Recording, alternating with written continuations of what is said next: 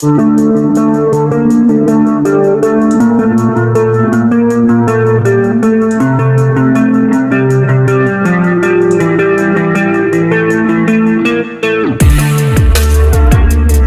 dan semangat pagi, sahabat IDE LPKIA, Institut Digital Ekonomi LPKIA. Pada pagi hari ini, kita berjumpa kembali di rubrik Apa Kata User LPKIA.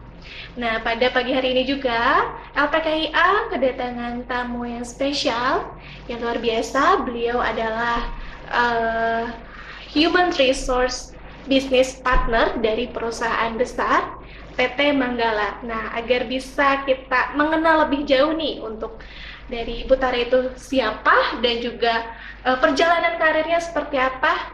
Yuk kita tanya. Boleh mungkin Ibu bisa dijelaskan untuk Ibu di posisi di perusahaan itu sebagai apa, kemudian perjalanan karir Ibu sampai bisa menjadi Human Resource Business Partner. Oke. Selamat pagi nih. Pertama-tama mau ucapin terima kasih banyak untuk kesempatannya sudah diundang hadir ke acara podcast ini ya. Ini merupakan kali pertama saya untuk hadir mengisi acara seperti ini. Jadi mungkin kalau misalnya ada sedikit kekakuan atau mungkin ada diskusi atau bahasa yang kurang berkenan, jadi mohon dimaklumi. Pertama-tama dari saya mewakili perusahaan saya namanya PT Manggala Indo Pratama. PT Manggala Indo Pratama ini bergerak di bidang distributor benang ya. Jadi untuk sampai saat ini sih kita sudah berdiri dari tahun 94. Jadi kurang lebih udah hampir 29 tahun nih kita bergerak di industri tekstil ya, di benang gitu. Terus juga kita sekarang udah mulai agak ekspansi. Bisnis kami ada beberapa anak perusahaan juga yang di handle sama PT Manggala Indo Pratama. Salah satunya itu saya nggak bisa kasih teaser terlalu banyak, tapi sekarang saya sedang menggarap salah satu project itu bergerak di bidang konveksi nih. Nah nanti konveksinya itu bisa lebih ke garment, bisa juga ke hal-hal lain lah, misalnya untuk sponsorship dan lain-lain. Itu nanti jadi salah satu alasan juga mungkin untuk kerjasama dengan LPKIA nih ya. Nanti mungkin banyak membutuhkan juga teman-teman nih untuk terutama fresh graduate untuk bisa gabung ke tim kami. Karena kebetulan juga saya baru menggarap proyek ini kurang lebih sekitar 3 bulan sih, untuk 3 bulan berjalan sekarang gitu. Jadi ditunggu aja informasi lebih lanjut. Jadi bukan hanya tentang dari tekstil ya sekarang, bahkan sayap dengan di bidang lain seperti itu. Kita pengen kenalan dulu nih sama Bu Taranya, mungkin perjalanan karirnya itu bisa sampai menjadi Human Resource Business Partner itu gimana sih Bu?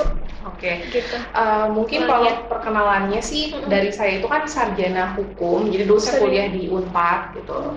Terus saya ngambil studinya itu di hukum internasional kebetulan. Terus juga memang awalnya ini jauh dari cita-cita saya ya Mbak gitu. Awal mulanya saya tuh ambisius banget untuk bisa kerja di Kementerian Luar Negeri, jujur, karena saya tertarik lah sama hal-hal yang berbau-bau dengan internasional lah gitu. Terus saya juga suka sama bahasa asing dan lain-lain, jadi saya pengen banget nih jadi diplomat, tapi susah kan untuk mewujudkan itu semua.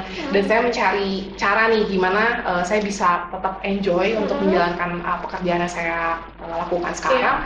Jadi awal mulanya itu saya bergabung di salah satu perusahaan Jepang. Itu saya bekerja sebagai HR, tapi di sana lebih banyak untuk legal team. Jadi saya lebih banyak untuk ngurusin kontrak-kontrak, terus juga kerjasama MOU dengan perusahaan-perusahaan asing, itu banyak dihandle sama saya. Tapi setelah saya bergabung ke Manggala, ini kurang lebih 2 tahun 4 bulan, saya sekarang berjalan di Manggala, itu saya dipercayakan oleh Pak Ken untuk memegang posisi Human Resource Business Partner, yang artinya di sini saya lebih banyak kerjasama eksternal, salah satunya contohnya dengan LPKIA. Jadi saya ibaratnya merepresentatifkan perusahaan kami itu ke bagian eksternal untuk bekerja sama, baik segi rekrutmen, baik segi branding company, terus dari segi brand awareness juga. Jadi sekarang sih di HRBP ini ternyata setelah dijalani itu cukup menantang dan cukup menarik nih, karena pada dasarnya saya suka ketemu sama orang, saya suka ngobrol sama orang. Jadi ternyata itu menarik juga. Jadi kalau ditanya kiprahnya sebenarnya agak mencok-mencok nih. Awalnya saya legal, terus tiba-tiba saya pindah ke HRBP, tapi ternyata setelah dijalani itu menarik sih gitu. Ternyata menarik gitu. Dunia HR itu banyak yang belum tahu, ternyata HR tuh nggak cuma sebatas diem di kantor dan ngurusin payroll dan lain-lain, nggak, tapi sekarang tuh banyak HR yang kerjasama sama perusahaan-perusahaan lain, sama institusi-institusi pendidikan lain juga untuk bisa berkembang bersama gitu.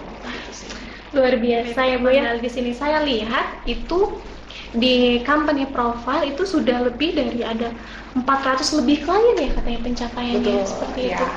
Itu apakah seluruh Indonesia atau bagaimana Bu dari Manggalanya sini? Oke, untuk saat ini sih PT Manggala ini memang masih seginya internal Indonesia ya, masih kita belum ada ekspor gitu. Tapi sekarang karena kebetulan PT Manggala ini baru dapat sertifikasi ISO, jadi kemarin kita juga habis ngurusin tentang bea cukainya, gimana caranya untuk bisa mulai ekspor nih gitu. Kita mulai ekspansi juga. Tadi yang saya ceritakan juga ada beberapa project dari tekstil yang mau kita coba untuk perkembangkan juga.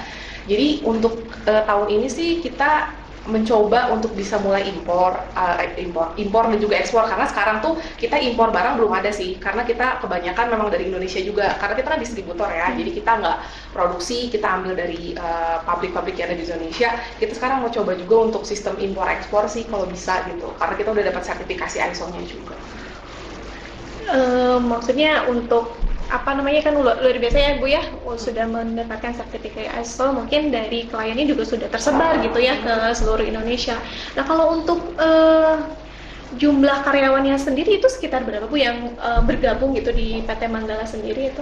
Oke, kalau untuk sekarang sih kurang lebih untuk staffnya, untuk yang bekerja di kantor itu 35 ya, 35 orang, karena kita memang masih family business yang belum terlalu besar sih skalanya gitu. Tapi itu di luar pekerja yang operasional ya di gudang, karena kan kita juga punya gudang ada beberapa gitu. Jadi kalau untuk staff Kalau gudangnya itu di Bandung atau? Di Bandung kebetulan di Kopo, kalau buka websitenya dalam di Kopo itu gudang kami yang pertama, ada juga yang di Gandasari itu gudang kami yang kedua gitu. Oke. Jadi apa namanya, meskipun belum apa namanya ya ke kancah luar negeri, tapi bisa dikatakan ini sebuah bisnis keluarga yang besar kalau menurut saya Bu. Jadi kan karena memang saya juga lihat di company profile sudah lebih dari 400 klien, terus pencapaian yang diperoleh PT Manggala itu bisa dikatakan perusahaan yang apa namanya maju lah Ibu ya, maju dan berkembang seperti itu. Jadi lanjut ya Bu ya ke pertanyaan selanjutnya, kita ingin mendengar tips dari Ibu Tara itu seputar sekarang kan ada yang namanya itu tren rekrutmen gitu ya Bu ya. Nah kalau untuk tren rekrutmen sendiri, kalau di perusahaan PT Manggala itu seperti apa sih Bu untuk tren rekrutmennya seperti itu? Kalau untuk tren rekrutmen tuh sebenarnya kalau kita tuh tadi bicara tentang industri tekstil ya gitu. Jadi Manggala ini kalau misalnya dicari tahu lebih dalam gitu, buka website kami, terus juga mungkin bisa googling dan segala macam, atau mungkin ada kenalan-kenalan di bidang tekstil tuh, kita bisa pede bilang Manggala itu termasuk pemain besar lah di industri terutama Jawa Barat gitu. Karena orang-orang banyak yang pabrik-pabrik itu klien kami juga gitu. Jadi karena udah berdiri cukup lama nih gitu, terus industri tekstil itu kan kebanyakan di mata orang itu cenderung apa ya, ibaratnya seperti jadul lah. Jadi kayak orang-orang tuh kalau misalnya ditanya gitu, punya impian nggak kerja di industri tekstil, kayaknya mereka semua tuh nggak kepikiran sebenarnya awal mulanya gitu. Sama saya juga awalnya nggak kepikiran untuk bisa masuk ke industri tekstil gitu. Nah ternyata ketika saya masuk, terus saya mempelajari tentang visi misi perusahaannya, terus saya juga cari tahu mengenai core value perusahaan kami. Kita tuh memang mau mencoba untuk memodernisasi nih industri tekstil gitu, dengan berbagai macam cara. Misalnya yang tadinya teknik marketingnya kita lebih banyak yang direct sales gitu, kita sekarang udah mau coba juga belajar tentang digital marketing. Jadi kan sekarang udah mulai banyak berkembang ya. Kalau misalnya ditanya tadi gimana sih atau kriteria seperti apa sih yang dibutuhkan oleh PT Manggala untuk teman-teman yang ingin bergabung dengan kami, itu lebih ke teman-teman yang bisa membawa ide-ide pembaruan modernisasi yang tadi saya bilang gitu. Jadi lebih bisa membawa suatu ide baru nih untuk cara gimana kita itu sebagai industri tekstil itu masih bisa tetap berjalan sekarang tuh nggak tergerus zaman lah ibaratnya, karena kan banyak industri yang kita lihat juga udah mau tutup ya, karena memang modernisasi ini kan banyak yang serba sesuatu itu diganti sama entah itu teknologi apapun gitu. Nah salah satunya kalau tekstil itu walaupun kita akan selalu menggunakan pakaian lah ibaratnya, kita banyak hal yang bisa digunakan dari produk tekstil, tapi kita mau coba untuk cara marketingnya, strateginya ini lebih modern sih. Jadi kalau ditanya tadi gimana kriterianya, kita tuh pengen tadi teman-teman yang bawa ide baru nih, anak-anak fresh grad tuh bawa ide baru. Terus yang kedua juga mereka paham mengenai penggunaan sistem digital teknologi yang bisa diperpadukan. Kayak PKI kan banyak ini ya yang mengerti teknologi lah gitu. Nah jadi cocok sih sebenarnya karena kita juga butuh ide-ide baru dan mungkin ada cara gimana membawa si industri tekstil ini bisa jadi lebih modern gitu. Lebih modern gitu, seperti itu. Berarti untuk misalkan untuk tips-tips nih dari Ibu Tara untuk lolos rekrutmen tuh itu ya salah satunya dengan itu salah satu yang terbesar poinnya. Ada lagi nggak Bu? Barangkali teman-temannya penasaran nih tahu tips lain gitu untuk bisa lolos nih rekrutmen di PT Manggala itu. Gitu. Yang paling penting di PT Manggala itu sebenarnya untuk beberapa posisi krusial, terutama orang-orang yang sering berhadapan sama publik ya, itu adalah kemampuan komunikasi. Itu skill komunikasi itu penting banget buat bisa gabung di Manggala gitu. Karena itu menjadi salah satu penilaian penting di sistem manajemen, karena kita kan sebagai kayak saya keluar seperti ini kan saya mewakili perusahaan gitu. Jadi sebisa mungkin kita harus bisa menunjukkan bahwa yang berbicara ini bukan hanya saya pribadi, tapi membawa juga perusahaan. Jadi pertama tadi dia punya ide-ide menarik dan bisa eksekusi dengan teknologi-teknologi yang dia pelajari gitu di kampusnya gitu. Terus dia juga punya kemampuan soft skill komunikasi yang baik, either itu dengan cara verbal gitu, public speaking ataupun cara menulis gitu. Menulis karena kan kita juga pasti ketemu sama klien, email dan itu penting. Dari yang paling penting dari semuanya ini yang selalu saya tekankan setiap ada yang datang untuk proses rekrutmen ya gitu ke Manggala. Saya itu menilai sekali attitude ya, behavior orang, karena menurut saya percuma kalau misalnya dia punya skill yang banyak tapi dia nggak bisa memposisikan diri dia dengan attitude dia dengan lingkungan sekitarnya, itu nggak akan bikin perubahan yang signifikan buat perusahaan sih gitu. Attitude juga yang bisa dikatakan utama juga ya Bu ya. Terus ini Bu, dengar isu nih, apakah benar kalau misalkan lulusan cum laude punya prestasi akademik yang istilahnya bagus gitu ya, cum laude akademik bagus, itu kemungkinan besar diterima atau gimana Bu? Apakah betul gitu untuk isu seperti itu? Kalau misalnya ditanyakan itu benar apa tidak, sebenarnya jawabannya 50-50 ya. Karena awal mulanya kan biasanya screening CV itu ada persyaratan ya, misalnya minimum IPK berapa, atau enggak ada skill-skill tertentu yang memang dikuasai nih sama pelamar. Tapi itu kenapa tadi saya bilang 50-50, karena itu nggak menjamin juga misalnya dia dalam proses screening CV-nya dia lolos, terus dia interview.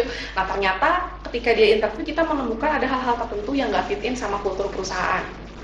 Itu bisa jadi sebenarnya orang tuh kadang-kadang salah penafsiran tuh dia nggak keterima di perusahaan ini karena mungkin dia nggak bagus nih hasilnya, padahal bisa jadi dia juga terlalu bagus juga bisa. Jadi dia nggak fit in, betul. Itu salah satu fakta menarik. Bisa ditolak karena dia terlalu bagus malah. Betul. Jadi kita tuh harus mencari ibaratnya pekerjaan itu kayak jodoh-jodohan, kayak fit in gitu. Kalau misalnya dia cocok, ya kita bisa bekerja sama dia. Tapi kalau misalnya spesifikasinya memang terlalu kurang atau terlalu berlebihan, itu juga nggak bisa. Nggak bisanya karena kita tahu nanti kalaupun dia punya skill ini, tapi di perusahaan kami nggak fit in itu ya ujung-ujungnya nggak kepake gitu. Apa yang dia punya, skill dia punya itu nggak kurang maksimal. Jadi mungkin dia bisa dapat kesempatan di tempat lain yang bisa lebih cocok lah. Gitu. Tuh, itu seperti jodoh ya. Seperti itu. Karena tidak mungkin malah saya baru dengar nih masukan dari Bu Tara, sesuatu yang baru ya, malah yang terlalu baik pun itu ada kemungkinan nggak diterimanya. Seperti itu karena mencocokkan kembali dengan kultur dari perusahaan dan lainnya seperti itu. Kalau ini Bu, orang-orang seperti apa sih yang kan sekarang mungkin ada yang dinamakan jenjang karir ya Bu ya. Nah yang darinya asalnya dari mungkin low manager, dari middle manager seperti itu. Nah orang-orang seperti apa sih yang memang jenjang karirnya itu bagus gitu Bu? Orang-orang seperti apa Bu? Orang-orang dengan kriteria seperti apa sih? Kalau misalnya jenjang karir itu sebenarnya mengikuti kan ada yang namanya lama bekerja ya, sama ada yang namanya pengalaman bekerja. Jadi pengalaman itu nggak perlu didapatkan dengan lamanya bekerja seseorang. Mungkin ada orang yang lama bekerja tapi dia kalah pengalaman sama orang yang mulai misalnya kayak fresh grad tapi dia punya pengalaman banyak nih gitu, sama orang yang bekerja sudah cukup lama di perusahaan.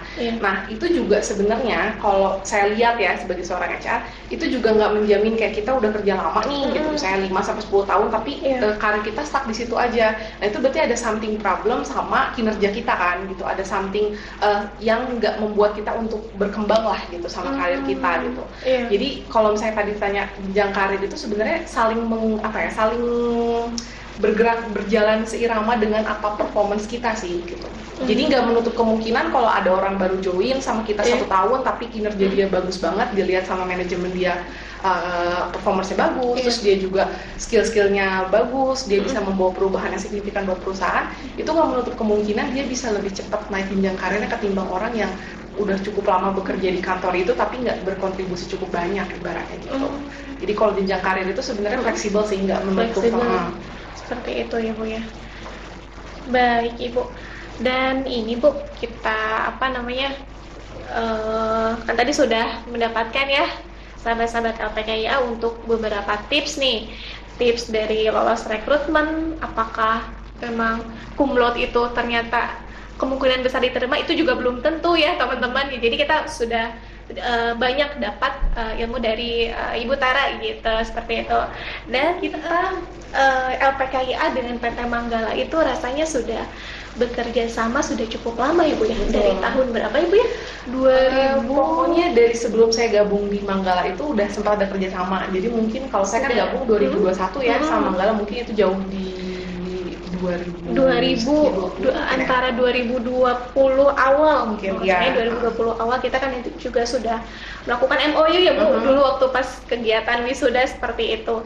Nah, ingin tahu nih Bu, kenapa ya PT Manggala itu, apa sih alasan dari PT Manggala untuk memilih LPKIA untuk meminta tenaga kerja? Kalau menurut Ibu alasannya apa? Kalau untuk alasannya tadi kita kembali lagi ke percakapan sebelumnya tentang spesifikasi apa sih yang dibutuhkan sama perusahaan gitu.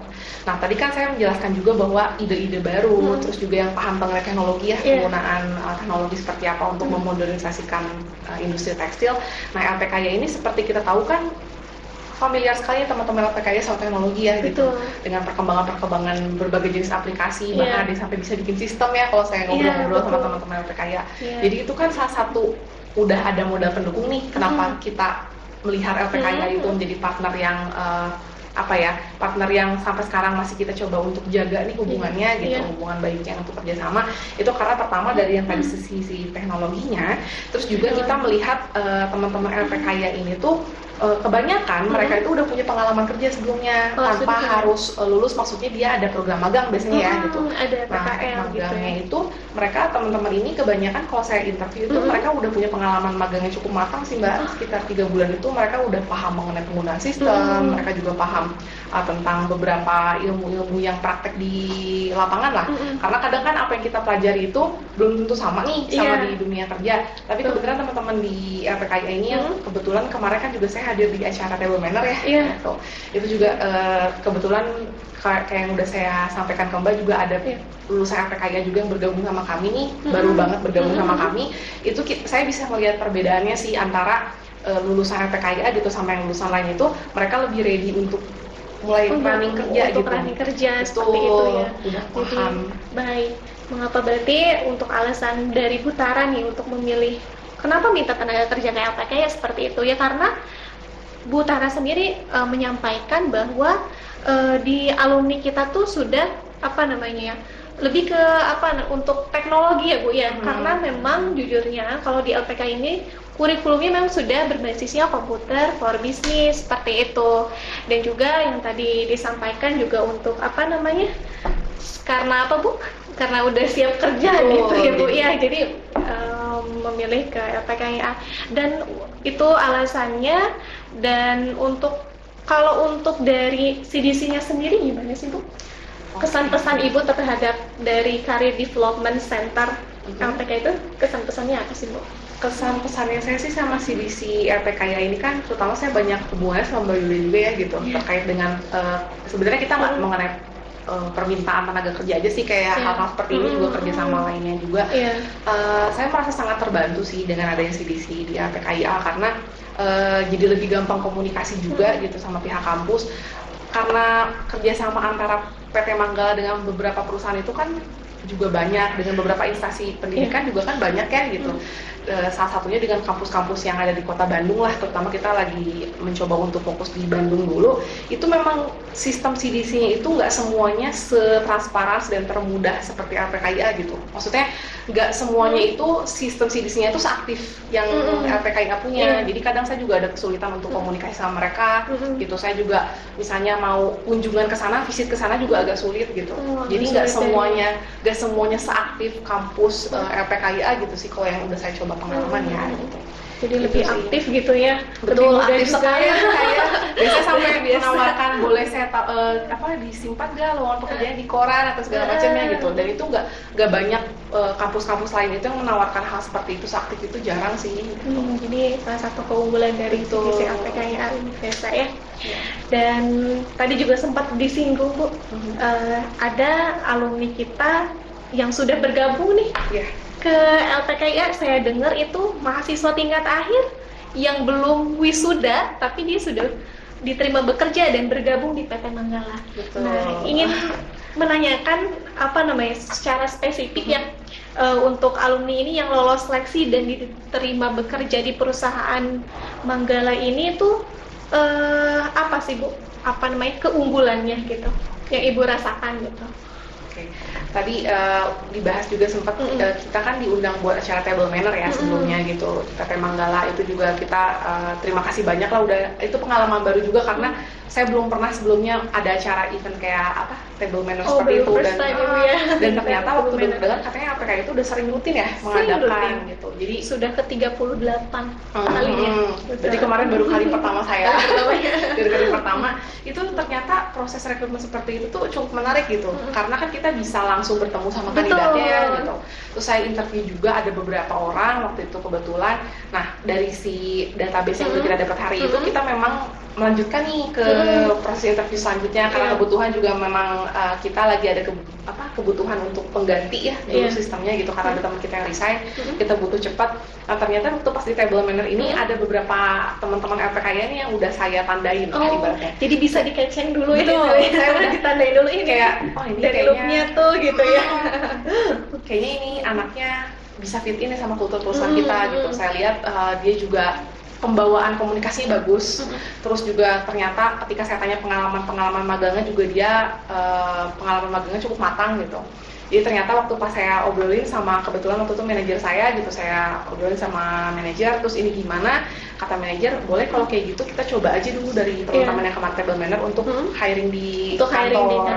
Jadi kita interview, terus kita tanya juga tentang gimana nih keinginan kerjanya. Ternyata teman-teman ini tuh belum lulus. Terus kemarin jadi mereka tuh bilang kayak lagi nunggu hasil gitu kan. Jadi pas kemarin aja bahkan teman kita yang gabung, yang teman LPKIA ini tuh dia masih nunggu kelulusan. Jadi pas ditanya gimana lulus nggak, terus dia masih nunggu. Jadi udah mulai kerja tapi sekarang. Malah udah, maksudnya alumni aja yang belum lulus sidang udah dikeceng nih sama perusahaan-perusahaan seperti itu ya. Dan yang dirasa juga yang Ibu rasa ya, kekuatan dari alumni lulusan LPKIA yang tadi Ibu sebutkan juga kemungkinan ya yang sudah siap kerja lah, dari teknologinya, dari sikapnya atau dan lain-lainnya ya, seperti itu ya, Bu ya. Oke. Masuk ke pertanyaan terakhir, Bu. Nah, untuk di Manggala ini mungkin teman-teman menunggu ya, apakah ada lowongan kerja nggak nih yang masih tersedia nih yang bisa dimanfaatkan oleh teman-teman LPKIA khususnya, atau tidak masyarakat umum seperti itu? Kalau untuk tadi seperti yang dibahas di awal, kita juga lagi ekspansi bisnis gitu. PT Manggala juga sedang mengembangkan beberapa perusahaan yang ibaratnya bisa dikatakan seperti anak perusahaan yang pasti di mana membutuhkan tenaga kerja, itu udah pasti. Nah, kalau untuk ditanya ada lowongan apa enggak, jelas pasti kita selalu terbuka untuk hal itu gitu. Kita juga sedang mengembangkan bisnis yang tadi saya bilang belum bisa diceritakan lebih lengkap karena ini juga masih proses gitu, masih proses persiapan juga gitu. Nanti kalau misalnya ada informasi lebih lanjut pasti akan diinfokan sama CDC-nya PKI, tunggu aja. Jadi jangan lupa teman-teman manfaatkan ya untuk info-info lowongannya, dan juga ya jangan dulu nyari ke yang lain, jangan cari dulu ke situs yang lain, cari dulu, manfaatkan dulu fasilitas dari institusi seperti itu. Paling seperti itu aja Ibu ya. Terima kasih banyak atas waktunya dan tips-tips kerennya. Luar biasa sekali. Mudah-mudahan kita tetap bekerja sama dengan baik ya Bu ya. Iya. Sekian, sampai jumpa.